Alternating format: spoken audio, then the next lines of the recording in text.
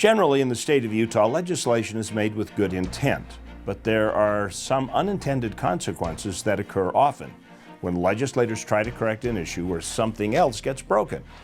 This week on the county seat, we will discuss such an issue where changes in Utah's retirement system, which provides for the retirement and insurance benefits for public employees in Utah, is disincentivizing public employees from continuing on with their career with another agency after they take their state retirement. Commissioner Darin Bushman can sum it up in a situation in Piute County that highlights two problems that have been created by changes made to the URS, where a gentleman chose to retire from the Gunnison prison and wanted to start a new job with Piute County. Two problems occurred. One, he had to wait a year before he could take the job with the county. Problem number two was discovered after he took the job. And he's 48 years old, highly trained, highly skilled, comes to work for us, got the job, and then started to realize that even though the county was contributing a portion of his salary every month to the Utah retirement system in his name, to URS, none of it goes to him. An unintended consequence of this restructuring of the retirement program basically leaves him in a position at 48 years old where he cannot add another dime to his retirement as long as he works for a state agency. The unfortunate part about that is the personnel at URS, their advice to him if he wants to build any further retirement is he has to go into a different career field, or he has to go to work for a federal agency, BLM or Forest Service. So it doesn't really make sense to me, because in this scenario, he even though he's drawing his retirement from the prison, he's not able to add to his retirement, yet the county's being penalized. We still have to pay into URS. Now let me do the comparison for you, Chad. I have a friend from Elko, Nevada. He thinks he's going to retire from Elko, from the law enforcement, from the sheriff's department. He thinks he wants to move to Utah. So he could retire in Elko, Nevada, and start drawing his Nevada retirement, right? And he could come to Utah and go to work for me, and I'll start paying into his Utah retirement system, and he will get the benefit of us paying into his URS account. So here you have a case where there's a highly trained individual who still has some good working years left in him and can bring a big benefit of his experience to a smaller community, but he's ineligible from receiving the same benefits as someone who would come in from another state. We're not even in a situation either, Chad, where we could contribute to another retirement program for him, like a 401k or some sort of an IRA or something like that, because we still are mandated to pay that money to URS. So there you have the setup. When we return, we will discuss House Bill 150 with Representative Gwynn. He's taking efforts to fix one of the two problems, the one-year waiting period for employees, when we return on the county seat. Welcome back to the county seat. We are talking today about the retirement system and the impact that it has on line officers, first responders of different types. Joining us for conversation is somebody who is putting a bill in to help alleviate some of the stress on that, Matthew Gwynn, who is Legislative District 29 and a PIO for Roy City Police Department. So you have some frontline experience on what the issue is all about. Right. So tell me a little bit about the motivation behind your legislation. So the motivation behind my legislation stems partly from a conversation I've had with Commissioner Summers up in Box Elder County, but with other law enforcement officers around Weber County. Mm-hmm. There's a recruitment and retention problem in the state, as well as a enrollment and graduation problem in the police academies throughout the state. And so what this bill does is it seeks to rectify the recruitment and retention problem that smaller agencies, like the rural agencies or the smaller county agencies, it seeks to solve that recruitment retention problem that they're having by allowing officers to come back to work.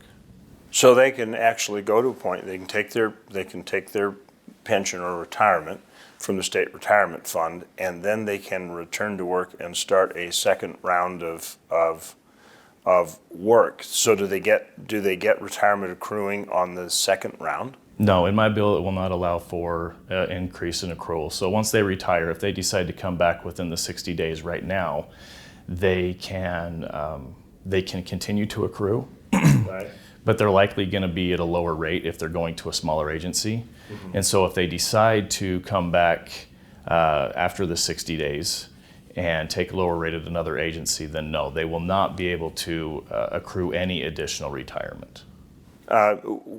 In our last segment, Commissioner Bushman from Piute County talked a little bit about a situation where if an officer retires from Elko, he can jump right in here, but if an officer retires from the agency that he's familiar with, he can't come back to work. Correct. What kind of impact does this actually have on the street? So in reference to his example, that's just one of the problems that we need to rectify. And I don't know that my bill will actually rectify that problem. My hope is to get an interim committee study done during the interim session that will look to resolve the recruitment and retention problem in its entirety. Right now, this bill is being put forward to address the problem with staffing that these smaller agencies are having. One of the fascinating things I learned, I say fascinating, but it's also frustrating, URS, Utah Retirement Systems, predicts that there will be an increase in cost if we create this incentive for officers to come back to work. But an officer can retire from an agency today and actually go work for UTA police tomorrow, get a significantly better wage than they're receiving now, plus their pension, and there's no waiting period. All my bill seeks to do is reduce the waiting period from 365 days to 60 days. So if an officer wants to retire from a larger agency where they're really busy, call to call, and maybe they want to go work for a rural county, right? They want to stay involved in law enforcement, but they just don't want to be as busy. It gives them an opportunity to go make a lower wage, but still maintain their standard of living through drawing their pension, and that smaller agency gets an experienced officer. So as it currently stands right now, then, they're going to be sitting for a full year before they can start pulling their retirement if they go back to work? Is that how that, or they just don't get it So at right all? now, they're not even allowed to come back to work if they pull their retirement. Okay, they just have to be done. They have to be done for at least a year. There's a broader problem, though. There's not as much incentive for people to get in because the new hires are not at the same participation rate in their retirement as the guys that had been on that were grandfathered in. Right. So as I discuss this bill and if it moves forward and gets to a committee, that's one of the things that I'm actually also going to address, is that I don't think Tier 2 is solely responsible for this problem when they change the retirement system. I think it's a combination of Tier 2 coupled with the operating environment, right? We've seen a significant change in the operating environment in the last couple of years. And then when larger agencies have struggled to recruit and retain employees, they have much larger funding sources that they can use to attract candidates who are already trained from other agencies. And so the larger agencies are able to draw from a pool of officers who are already trained, but they've been trained by these smaller agencies. And now these smaller agencies are having to spend more money to train more officers only to have them leave after a couple of years.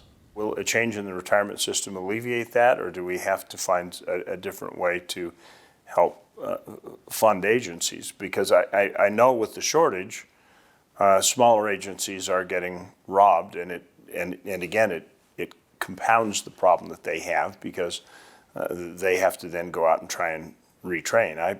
I heard within the last couple of years that it has been a shortage of like 300 officers at the county level across the state. So the agency where I work right now, we're down 10%. And that's just because you can't find anybody who will step up to the plate? We can't find anybody, and if we do find anybody, they may or may not make it off of their field training period. They may or may not make it off of probation. If they do make it off probation, they may go to another agency that's going to pay them more an hour. What do you think the net benefit of this is going to, or the net problem is going to be? Are we going to become like by default, have a defund the defund the police situation on our hands where we just don't have people to respond? So this problem is statewide, right? It's, again, partially created by the legislature, I believe. And it's going to take leadership from the state, it's going to take leadership from the counties, and it's going to take leadership from the municipalities to work together and solve the problem.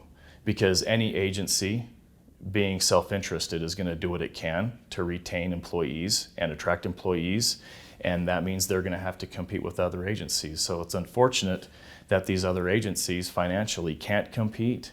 And so, based on conversations that I'm having with URS, it appears that there will be some interest in this. The amount of interest is unknown, but I do believe that we will be able to retain and recruit more people if we can just get rid of this 1-year break in service. Thank you so much for taking the time with us.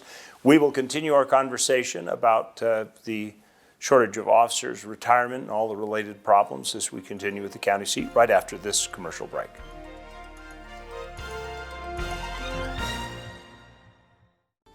Welcome back to the county seat. We are continuing our conversation about the double jeopardy, if you will, situation of law enforcement coming back to work after they've retired and the issues caused with retirement.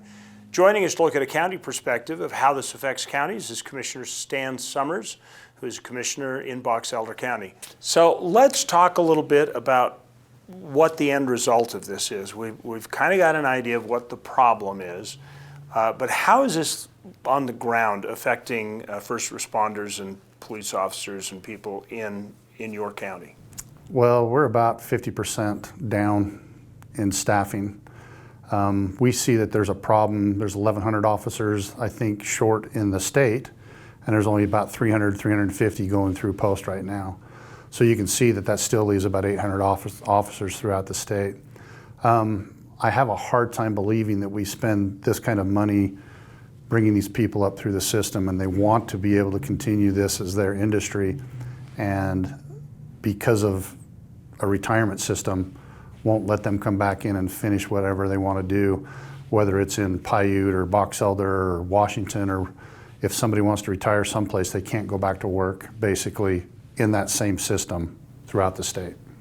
So how big of a difference if they were to change this and they were to move ahead and say, okay, you can go back to work, you don't have to wait a year, and even better, the entity that hires you can divert money that they would have to be, you can't get another state retirement, but they could divert it. You could put it in a 401k, put it in some other kind of retirement for these people to continue to be of service. Would that solve your shortage problem? I think it just gives us another arrow in the quiver. Mm-hmm. It's another avenue that we can bring people back. It costs us about between $160,000 and $180,000 to get an officer through post into 2 years of service. So if we can bring somebody back that's 15, 20, 25, even 30 year of service and bring them in, it doesn't cost us that $160,000 to put them back into service. They're already trained, they already know what's going on. It might not solve the entire problem, but it's going to help retain the people that want to stay in law enforcement. So I guess that question is that there are that many people who have taken retirement to get out of service in one agency, and they would still continue to serve in a lesser or smaller or a different venue. Or whatever. In my area, I've got my fire marshal that works for Ogden City that wants to come and be a full-time fire marshal, but same problem. So they're actually going from a second-class county to a third-class county, which helps us out. Mm-hmm. And availability of having somebody come back in and fill his position and even a lower rate helps that city. But for us not being able to do what we think is right for public safety, and we were basically being held hostage, having that as a problem with the retirement system, I don't think that's correct. I mean, if somebody retired from my area and wanted to go to UTA, mm-hmm. they could do it the following Monday without having a problem. Why does UTA get a pass on that? Because it's a different retirement system. So just give me the ammunition that I need to be able to do that, like you said, If URS doesn't want to continue that service, then let the counties create their own county retirement system to where all these people can come back and go to work the way we've been trained, the hundreds of thousands of dollars we put into them, and that they still have 10, 20, however many years of service left in them. So if Representative Gwynn could get his bill through and get it passed, would that have an immediate impact? Did it have an immediate impact? So there are that many people in reserve that would come out of it and just fill in that 1 year gap, because I think that's all his current bill is trying to do, is just say you can come back to work Within 60 days. Within 60 days. And you don't have to sit out a year. And if you talk to Commissioner Bushman today, you heard about his problem with the guy that sat out the year, and yet they paid in and it still didn't go back to his retirement. So we need to find a fixation of being able to do basically what UTA does, what the University of Utah does, or whatever, and have a separate system if URS doesn't want them to come back into that system. So a secondary system that could overlap, that would be optional. I mean, there are a lot of proponents who say retirement should be in the private sector anyway. I took the words right out of my mouth. You know, 401ks work for the rest of us. Why couldn't they work for employees? And we actually do. We supplement some of our tier 2 guys with that. So it's just one of those things that we're thinking outside of the box, and for some reason they won't let us even get near the box when it comes to this because of the laws. So just give us a chance to be able to hire the people we want back. Do you think we're in a situation where we're penalizing good people just because of an unintended consequence? Exactly. Yep, double dipping has come to the point where it's double jeopardy now. Well put. Well put. Thank you very much for taking the time with us. We'll continue our conversation. We'll go right to law enforcement for the remainder of this discussion on the county seat. We'll be right back. Welcome back to the county seat. We're having a conversation today about people coming back into work in law enforcement, firefighters, EMTs, after they've taken a retirement, and the problems, the double jeopardy that is created by not being able to get them to work quickly when we have a shortage. Joining us from the front lines and joining us today from the state capitol is Sheriff Jensen from Cache County. Thanks for joining us. So I want to ask a question. If you could solve the problem today, if this 1 year waiting period were to evaporate, how many positions do you think you could fill in 60 days? I think we could fill dozens and dozens. The problem we have right now is in 2018, we were down about 700 positions in the state of Utah, 700 openings in the state of Utah, and there's only about 400 kids graduating from the academy, so before we do anything, we're 300 in the hole if we could hire every kid that came out of the academy. This year, we're sitting just over 1,000 holes and about the same number of kids going through the academy. So I think if we could change that waiting period, I think we could fill half or more of the holes that vacancies that we have in law enforcement and corrections in our state. But don't you gain a better officer by somebody that's got a 25 or 30 year track record, or are you worried about bad habits? It takes 2 or 3 years just to get a kid right out of the academy trained. And it's a couple $100,000 in that 2 year period to get somebody where they have the experience and the training just to get really started in law enforcement. If we could hire people who have already been in the system and get that experience and that training, that would save the counties per officer or per deputy hundreds of thousands of dollars over the year when we're not paying for the training and paying for the experience. And if we can hire the experienced officers, they can train our current staff. Well, what we're looking at right now is step one in a process. If we can overcome this hurdle and cover the 1 year and get it down to 60 days, that helps. Next is to find an avenue for providing retirement benefits, either by a modification of the state system or outside the state system. And that's step 2. But when you're talking as big a shortage, what do you see as step 3, 4, and 5 to solve the problem? I think there's a lot of options we could do, but we got to get past this first hurdle with House Bill 150. And Representative Gwynn has championed this project for this year, and it's a heavy lift. But we are in crisis mode in the state of Utah for corrections and law enforcement officers to work in our jails, prisons, and on our streets. We are in crisis mode. Is there something that we're not seeing in this conversation? It's frustrating because I live I live on the northern end of the state, and there could be a law enforcement officer from Idaho who lives 15 minutes from my county who can retire out of the system with 20 years in Idaho, move down here and jump right back into the system and start over again with another career. But we can't even have our own staff, our own officers in our state, stay working in our state the way the system's built right now. We didn't ask for the retirement system to get changed several years ago, but we're the one who's eating the negative consequences of that. Our job is about public safety. We want our rosters full. We want law enforcement officers on the street. We want corrections officers in our jails and prisons. And with where things are going right now, it's a public safety crisis. Sheriff, you are sitting here in a position of wearing two hats. You are the sheriff for Cache County. You are also the head of the Utah Sheriff's Association. So you're in a dialogue with the other sheriffs around the state. Are the problems that you're having in your selected counties, are they the same kinds of shortage problems? You know, from the Sheriff's Association standpoint, there's not a county and not a sheriff in the state who doesn't have hiring issues. You know, some of us have more holes than others have, but it's an issue statewide. City police agencies are having the same issues as we are. State corrections is having the same issues or worse than we are. And jails and prisons seems to be the hardest hit with these vacancies. And we need to keep our law enforcement officers in the state for those who want to stay in the profession and let them move forward and have an impact in all of our communities.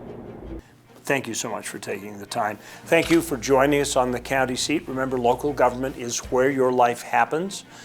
Be involved, be part of the solution. Share this with your friends. Go and research the vast library of things that we have on our YouTube channel. Check out our website, and we'll see you next week on the county seat.